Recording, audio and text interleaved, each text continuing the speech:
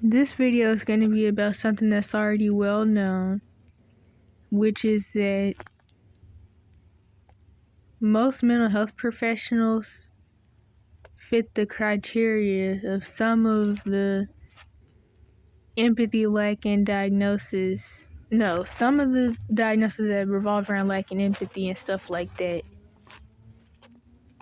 This is talked about a lot in support groups for people who went through medical abuse or whatever, or just seen the horrors of the medical system. I remember I used to have a video when I was doing the whole evidence channel thing still, where I had talked about how someone had said that the worst, most abusive people that they knew grew up to become mental health professionals. And of course, people with those types of power dynamic, wanting control, empathy, sympathy lacking issues, they're always going to try to get jobs where they get to have power over people, or if not specifically have power over people, but jobs where they're over some people that are deemed less than by society, that they're supposedly quote unquote helping.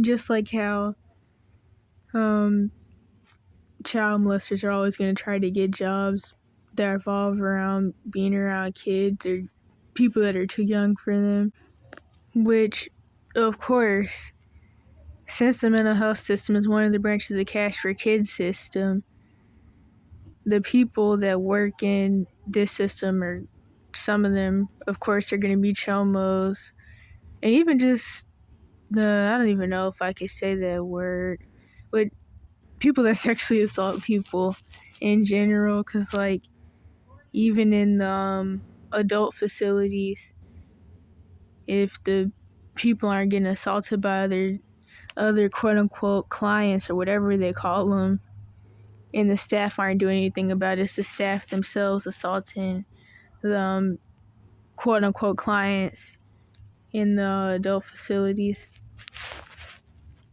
I'm gonna link this video in the description. This video was just some dude talking about quote unquote psychopaths and the signs or whatever. I'm not really into that stuff that much, but yeah, I'm not too deep into the label stuff. I really rather focus on the true spiritual and trauma side than just throwing labels around. I mean, of course, throwing labels around is never good anyway, but that's just what the video was about that I got these comments from. I work in the mental health and addiction field, and I am shocked at the number of therapists / psychiatrists / LCSW, etc., who are narcissists, psychopathic, antisocial, and sociopathic, etc. It's alarming that these people have access to the most vulnerable population disguised as clinicians. They love the field of psychiatry, and a lot of diabolical things happen in this field. And who the heck is going to believe you if you were labeled crazy? I actually have a re-uploaded video from a support group where someone mentioned that once you step foot in the mental health system, everything you say is used against you and nothing you say matters, and somebody's trying to pick at every single thing you do and say and pathologize it, basically. And that really is how it goes. And the thing is, any label that a mental health professional puts on you all is under the category of bad, crazy, and slow. So, I mean, even if they tell you have autism or they tell you have ADHD, which of course that's a racial label, but depending on your situation and how old you are and all that, it's seen more as like some type of birth difference or something than how it usually is seen in abused kids and people with the bad black boy with ADHD label. But yeah, anyway, no matter what the label is, you're seen as bad, crazy, and slow as long as you're in the mental health system, or the mental health system branch of the Cash for Kids system, which the difference between the two is that the Cash for Kids system when you're under 18 and then the regular one you're 18 plus. Definitely. Who feels okay doling out serious drugs to people? Psychiatrists are terrifying. This reminds me of something I seen in a support group where someone mentioned how a psychiatrist, they what'd they say? Pass out drugs to kids and everyone else like candy or something like that. And then this person said if you were telling the truth, that would be interesting. And with the fact that they said if you were telling the truth, that just goes along with the thing that the first reply said, or at least the first one I screenshotted. Because of course, when you're one of the bad kids or the slow kids or the crazy kids, which like I said, all this is pretty much one category and then all the different labels are under it.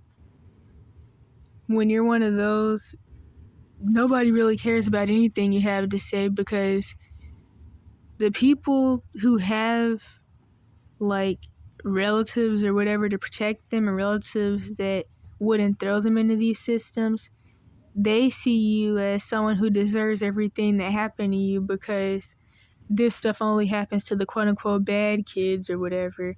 But really, this stuff only happens to people that have nobody, to make a long story short.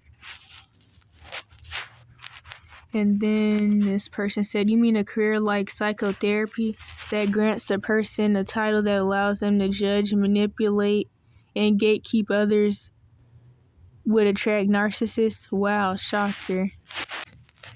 Yes, I'm an addiction therapist and clinical supervisor, and I've never been surrounded by so many soulless professionals in my life. It is very well known inside the profession. There's probably a lot of background noise, but if you hear anything, ignore it. It is very well known inside the profession that people enter the field because someone told them they were crazy, or they suspected it themselves, and they also gossip. Well, I don't know about that. Because the thing is, the real messed up people are the people that are always trying to throw labels at everybody else, but either think that, like, they're okay or they feel like, what's the other thing? Or they feel like they already did their part and they already went to therapy and tried to get help, so that's that. Then there's the people who want to study psychology young just because they want to know how to manipulate people better, and so then they become a mental health professional. Or they're what was the third one? There was a third one. I can't even remember. Maybe I'll remember though. In my country, we have this case where a head of psychiatric hospital had been sexually abusing his patients for decades. I mean, that's the usual. But the question is, are they soulless from the get-go, or do they suffer from empathy fatigue? That's some bullcrap. LMAO, I already knew this. Most psychiatrists are sadists. They love to see people in pain and inflict more pain on them. It's crazy. I'm not shocked. I have a family member who's an evil narcissist, and she's a psychologist.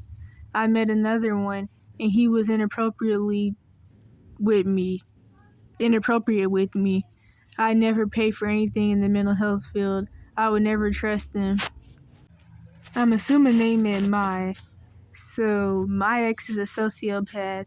When we first met, he told me that he started studying people and psychology when he was a child. I thought it was odd for someone so young to be interested in learning psychology/studying people. Nonetheless, he is a monster, played mind games with me and a slew of other naive, unaware people. Once he figured out your shortcomings/wounds, he would do things to trigger you. This kind of reminds me how my mom's boyfriend used to scream about how he read the whole DSM-V and didn't believe in mental illness. He also bragged about outsmarting the law He lied a lot, so I don't know what is true and what is false. Antisocials gravitate to careers where they have control: mental health, medical, legal, law enforcement, clergy, and education. And then this person said they're in every field of profession because they are human. Don't let these titles fool you. I wouldn't let the titles fool me because I already know that the whole idea of the mental health system is built on trauma, eugenics, not even really real atheism, but just the first level of Satanism, since a lot of the people who made psychiatry, at least the first fathers, whatever they're called, were occultists, so they were Luciferians. So I wouldn't let these titles fool me anyway, because I already know all of it's about racial mess, gender, pro-pedophilic mess, and a whole bunch of stuff to cover up the spiritual/traumatic side of what would be mental illness. Because like I've been figured out and I say all the time, it comes from trauma and generational trauma. Although honestly these days it'll probably come from watching the bullcrap in the media and the food. And watch the news for 2 seconds and you probably will end up with bipolar or something these days. But psychopaths from poor families end up in prison, and psychopaths from rich families are lawyers and politicians. Yes, but don't some psychopaths that come from poor families end up successful because they're so resilient? And then this person said, yes, I think they're describing the average, not the exceptions. Being self-aware is key. Using the art of alchemy to make a negative into a positive, evil or bad is subjective. I don't really know what they mean by the art of alchemy. I get what that means, but like, I've never heard anybody word it like that. I mean, honestly, if they're becoming psychiatrists and passing out all this pharmakeia bullcrap that's driving people crazy and giving them health issues, I guess they are really learning and understanding the art of alchemy. I'm not gonna lie though, I wouldn't be surprised if the person who made that last comment is a mental health professional. Please don't forget doctors, nurses, and hospital administrators. Wait, which comment is this from? Oh, I think this is from the last one. Still, I think. Excellent way to put it, but it reinforces the sociopath/psychopath dichotomy, which has no real clinical bearing. Basically, the argument would be that poor people become sociopathic, while the rich are psychopathic. More like abused people become sociopathic, whereas psychopaths are born.